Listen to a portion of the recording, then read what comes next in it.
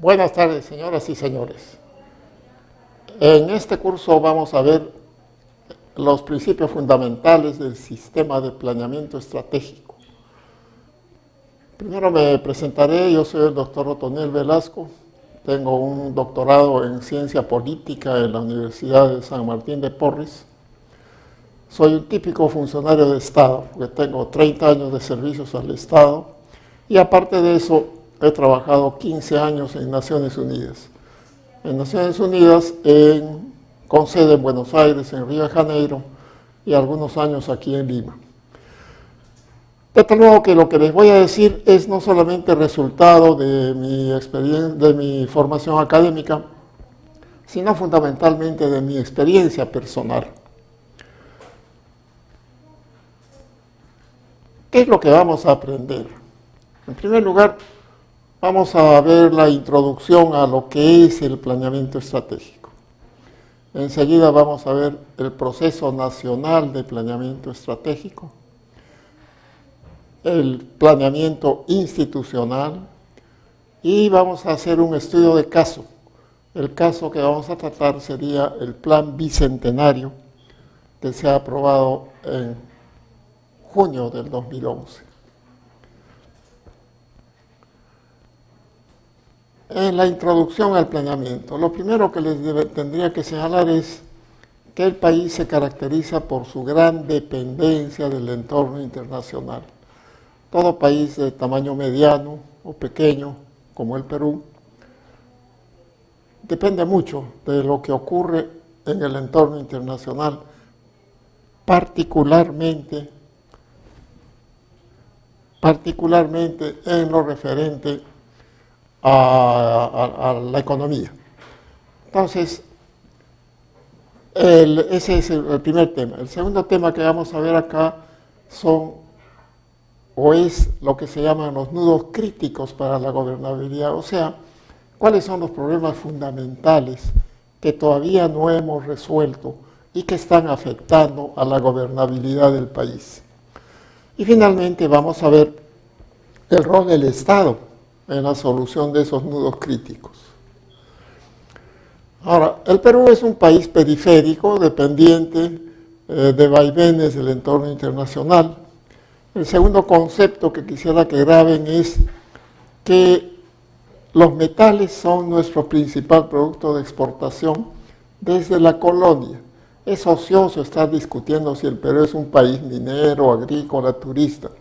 Desde el punto de vista del comercio exterior, lo que nos alimenta a nosotros, lo que nos permite generar divisas para importar los bienes y servicios que requerimos, son fundamentalmente la exportación de minerales o metales.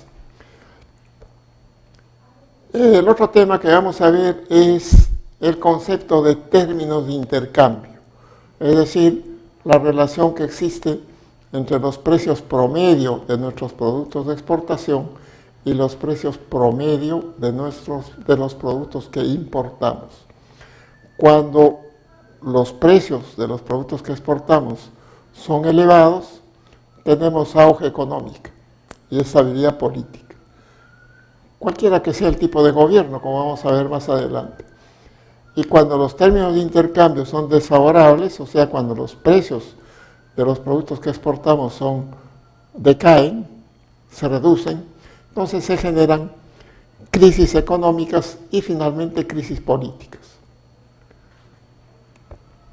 Ahora, en el siglo XIX y en el siglo XX, en el siglo XIX el entorno internacional ha sido determinado por Inglaterra.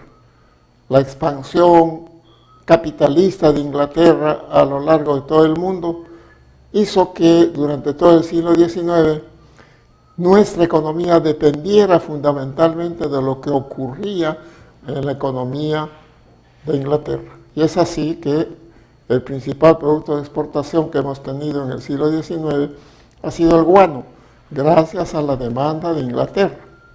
Y a finales de siglo ya aparecen otros productos, minerales, azúcar, algodón, porque a finales del siglo XIX empieza a tener importancia Estados Unidos.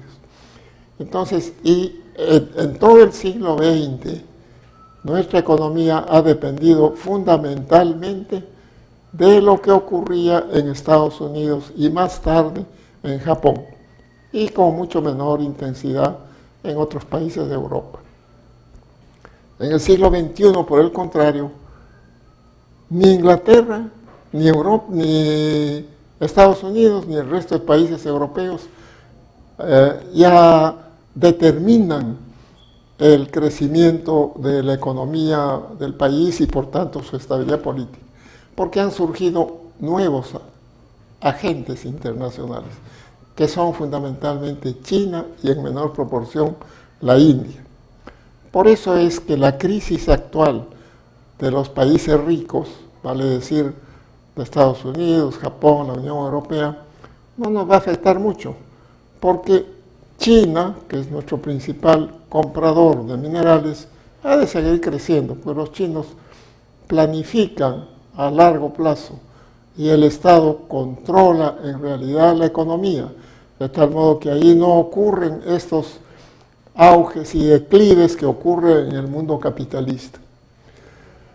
Y lo más probable es que China e India continúen creciendo en los próximos 15 a 20 años. Es decir, no debemos preocuparnos por más que haya una serie de voces que señalan que China va a empezar a reducir su crecimiento, que de lo que está creciendo al 8 o 9% va a reducir al 4%. Bueno, esos son pronósticos totalmente pesimistas. Pero resulta que tenemos un problema, que los términos de intercambio, o sea, los precios de las materias primas que exportamos, tienen una tendencia a bajar en el largo plazo. Y efectivamente, cuando vemos, pues, a partir de 1830, 1840, hasta la fecha, los términos de intercambio han tenido una tendencia declinante. Por tanto, a nosotros a futuro no nos conviene seguir siendo solamente exportadores de materias primas. Tenemos que industrializar esas materias primas. Si no podemos seguir exportando concentrados de minerales, tenemos que exportar refinados, productos metalmecánicos, productos siderúrgicos. Es decir, tenemos que industrializarnos. Y justamente ese es el desafío que tenemos a futuro. Ahora, uno de los precios más importantes de los productos de exportación es el referente al precio del cobre. El precio del cobre desde el año 2002, 2003 ha empezado a subir considerablemente por la demanda de China. Y esa demanda continuará, porque resulta que China está en proceso de industrialización y en proceso de urbanización. Y el consumo per cápita de cobre en China es de 3 kilos por persona, mientras que en Europa o en Estados Unidos es de 6 kilos. Entonces, para que China llegue a un consumo equivalente al de los países ricos, van a pasar varios años. O sea, China va a seguir demandando cobre. Por eso es que las grandes transnacionales andan invirtiendo en todo el mundo y han venido acá al Perú a hacer inversiones grandes.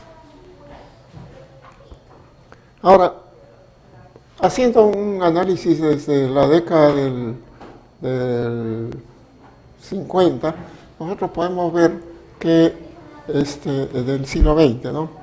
Nosotros podemos ver que hay 4 grandes ciclos de comportamiento del sector externo. De 1950 a 1975 es un ciclo favorable para nosotros. O sea, la economía crece, hay un déficit público bastante manejable, hay una inflación menor al 10%, pero resulta que esto empieza a deteriorarse a partir de mediados del 75 hasta el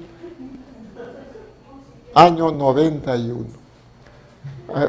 Ese deterioro es considerable y afecta pues el crecimiento de la economía, afecta el déficit público que crece a niveles insostenibles y se genera una inflación también enorme, una hiperinflación. Es decir, todos nosotros recordamos pues la década perdida de la década del 80 del siglo pasado. El 92 hasta el 2004 continúa el deterioro de los términos de intercambio, pero resulta que como Fujimori incorpora una política de estabilización que implica sacar del aparato público a varios cientos de miles de personas, reducir el gasto público, abrir la economía totalmente, atraer el capital extranjero. Entonces la economía se recupera, el déficit público llega a ser manejable y la inflación también baja ya a términos más o menos aceptables. Entonces lo que quiero hacer ver es que mientras en el periodo 76 al 91 el entorno internacional desfavorable se encontró con políticas internas más desfavorables, es decir, las políticas internas en lugar de enfrentar, aliviar el declive externo, más bien lo agudizan. Y por eso es que terminamos pues, a finales del 80 con una hiperinflación, con una recesión de la economía, lo que se agravó además con el terrorismo político. En cambio, en la década del 90, si bien continuó el deterioro de los términos de intercambio, las políticas que se utilizaron en ese momento fueron las adecuadas. Es decir, restringir el gasto, abrir la economía, atraer inversión extranjera. Entonces, ¿cuál es la lección de esto? Que no en todas las circunstancias unas políticas son útiles. Cuando el sector externo era favorable, estas políticas de tipo keynesiano, de aumentar el gasto público, no tener mucho cuidado con los equilibrios macroeconómicos, dieron resultado. Pero en cambio, esas mismas políticas en la década del 80 ya no dieron resultado. Mientras que en la década del 90, a pesar del deterioro del sector externo, las políticas que se utilizaron fueron favorables. A partir de los finales, mediados del 2004 hasta la fecha, los términos de intercambio han empezado a subir, principalmente por los precios de los minerales. Y esto ha permitido una tasa de crecimiento de la economía bastante alta, 7%, un déficit público menor, prácticamente hay superávit durante la mayor parte de este periodo, y la inflación está en menos de 3% en promedio. Es decir, hay 4 grandes etapas por las que hemos atravesado y que han tenido que ver con el comportamiento de la economía. Y el comportamiento de la economía ha tenido que ver con la estabilidad política. Y si recordamos los periodos de recesión, ha habido distintos tipos de gobiernos. Los periodos de auge han habido distintos tipos de gobiernos, democráticos, autoritarios, y el comportamiento de la economía no ha tenido mucho que ver con el tipo de gobierno, si fuera democrático o autoritario. Ahora, ¿cuáles son los nudos críticos? ¿Cuáles son los problemas que tenemos? Porque si recordamos que desde el 2004 hasta ahora estamos creciendo a tasas bien altas, que ha implicado también una reducción importante de la pobreza y una mejora de los ingresos, pero todavía tenemos 3 nudos críticos o 3 problemas fundamentales a resolver. Un primer problema es lo que se puede resumir en lo que se denomina el escaso desarrollo del capital humano. Es decir, todavía tenemos un 27,8% de la población en situación de pobreza monetaria. Es el promedio nacional, pero resulta que en las áreas rurales es el 56%. Y por otra parte, tenemos exclusión social, que se manifiesta pues en que un 30-35% de la población carece de servicios básicos como agua potable, disposición de excretas, electricidad, escuelas, etc. Entonces hay un porcentaje elevado todavía de la población que está excluida del quehacer nacional. El otro gran problema que tenemos es un territorio muy poco articulado, con grandes carencias de infraestructura. Es decir, cuando empezamos a ver la presencia del Estado en el territorio nacional, nos encontramos que más de la mitad del territorio nacional carece de una presencia efectiva del Estado. Entonces, estos dos problemas, escaso desarrollo del capital humano y un territorio poco articulado, con carencia de presencia del Estado, no se resuelven vía el mercado, porque el mercado no busca resolver esos problemas. El mercado es un conjunto de empresas o personas cuya finalidad es maximizar sus utilidades. No es generar bienestar colectivo. A quien le corresponde generar el bienestar colectivo, vale decir, resolver estos dos problemas que he señalado, escaso desarrollo del capital humano y un territorio poco articulado, resolver esos dos problemas es de competencia del aparato estatal. Pero resulta que nuestro aparato estatal es burocratizado, es decir, tiene un enfoque burocrático en su administración. Hay que cumplir normas, se establecen una serie de normas, hay que cumplirlas, no importan los resultados. Entonces la teoría moderna de la administración pública es, no interesa tanto cumplir las normas, lo que interesa es qué resultados vas a obtener. No interesa si tú has contratado bien a los maestros.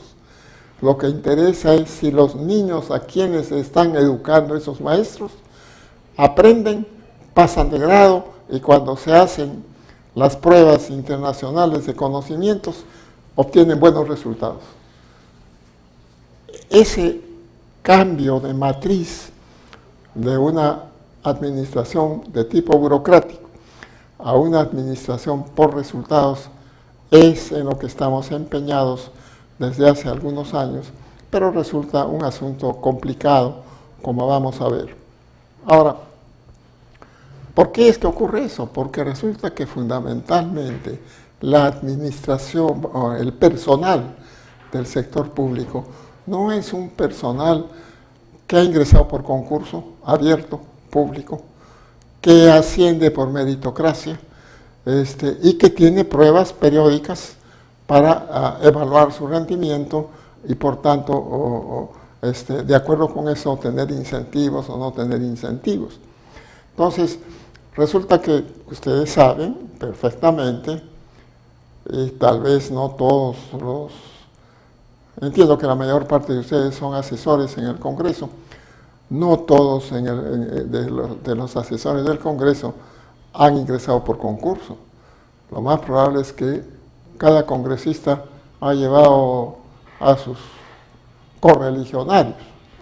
Entonces, en esa forma es poco